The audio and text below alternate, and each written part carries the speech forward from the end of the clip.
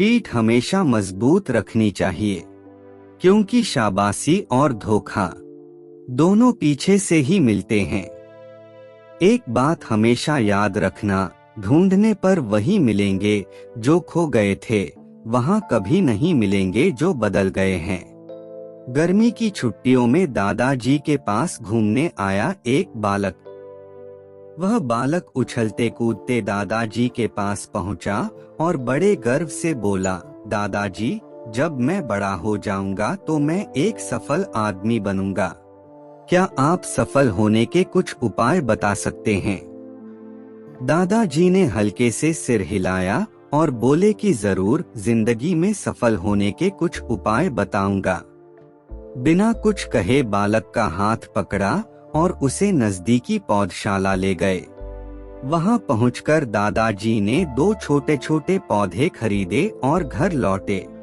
घर वापस आकर उन्होंने एक पौधा बाहर रख दिया और दूसरा पौधा गमले में लगाकर घर के अंदर रख दिया। अब आपको क्या लगता है, इन दोनों पौधों में से कौन सा पौधा भविष्य में अधिक सफल होगा? यह बात दादाजी ने लड़के से पूछा और लड़का कुछ समय तक सिर्फ सोचते रहा। काफी देर बाद बोला, जो घर के अंदर वाला पौधा है वह ज्यादा सफल होगा, क्योंकि वह हर खतरे से सुरक्षित है, जबकि बाहर वाले पौधे को तेज धूप, आंधी तूफान और जानवरों से भी खतरा होता है। दादाजी बोले, चलो देखते हैं आगे क्या होता है, और वह अखबार उठाकर पढ़ने लगे। दादाजी ने दोनों पौधों पर ध्यान देना जारी रखा और समय बीतता गया। 3 से 4 साल बाद जब लड़का अपने माता पिता के साथ गांव घूमने आया तो उसने दादाजी को देखा। उसने उनसे कहा, दादाजी, पिछली बार मैंने आपसे सफल होने के कुछ उपाय मांगे थे ना, पर आपने तो कुछ भी मुझे नहीं बताया। पर इस बार आपको कुछ ना कुछ बताना ही होगा। दादाजी मुस्कुराए और लड़के को उस जगह ले गए जहां उन्होंने गमले में पौधा लगाया था। अब वह पौधा एक पेड़ में बदल चुका था। लड़के ने देखा और बोला, दादाजी, मैंने कहा था ना कि ये वाला पौधा ज्यादा सफल होगा। दादाजी ने कहा, अब पहले बाहर वाले पौधे का हाल तो देख लो। और यह कहते हुए दादाजी ने लड़के को बाहर ले गए। बाहर एक विशाल पेड़ गर्व से खड़ा था। उसकी शाखाएं दूर दूर तक फैली हुई थीं और उसकी छाव में खड़े राहगीर आराम से बातें कर रहे थे। दादाजी ने पूछा, बताओ बेटा, कौन सा पौधा ज्यादा सफल हुआ है? लड़का कुछ शर्माते हुए बोला, बाहर वाला पौधा। लेकिन यह कैसे संभव है? बाहर तो उसे न केवल तापमान के खतरों का सामना करना पड़ता है, बल्कि वह आंधी, तूफानों और जानवरों से भी लड़ना होता है। दादाजी मुस्कुराए और बोले, हाँ, बाहर वाले पौधे को बहुत सारी मुश्किलों का सामना करना पड़ता है, लेकिन इसके बावजूद वह अपनी जड़ों को मजबूत बनाता है। उसने हर आवाज, हर तूफान का सामना किया है और उसके इस लड़ाई ने उसको मजबूती दी है। बेटा, अब जो मैं तुम्हें बताने जा रहा हूँ, उसे अगर तुमने ध्यान से सुनकर अपने अंदर समझ लिया तो तुम जीवन में जो कुछ भी करोगे उसमें सफल हो जाओगे।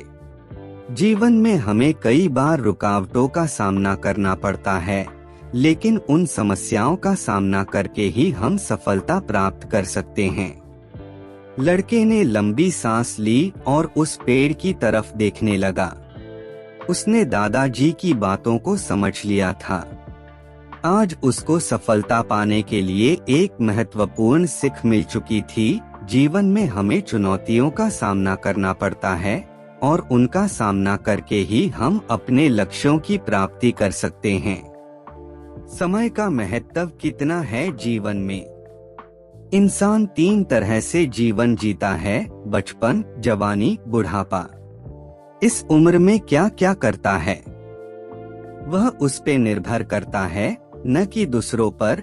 अगर अच्छा काम किया है या बुरा तो कुछ इस तरह से दिखेगा जैसे बचपन। हर किसी का बचपन खेल कूद और पढ़ाई में निकल जाता है, और बचपन होता भी इसीलिए है। लेकिन बचपन से ही आप कुछ करने लग जाओ तो आगे के लिए जीवन आसान होने लगता है। जैसे बचपन 18 से नीचे तक तो होता ही है। पढ़ाई पे ध्यान देना, कुछ नया नया सीखना और एक्टिव रहना, क्योंकि ये ऐसी कच्ची एज है जिसमें आपको आगे सोना बनना है या चांदी, वो तय करता है। जवानी। हर किसी की जवानी भी एक ही बार आती है। 18 से 30 तक की उम्र बहुत ही सोच समझ के चलने वाली उम्र होती है। इसी उम्र में पता चलता है कि आगे आने वाला समय आपका कैसे बीतेगा। बुढ़ापा। ये ऐसी उम्र है जिसमें आपका मन काम करने को ज्यादा नहीं करेगा। 50 से ऊपर इस उम्र में बुढ़ापा शुरू होने लगता है।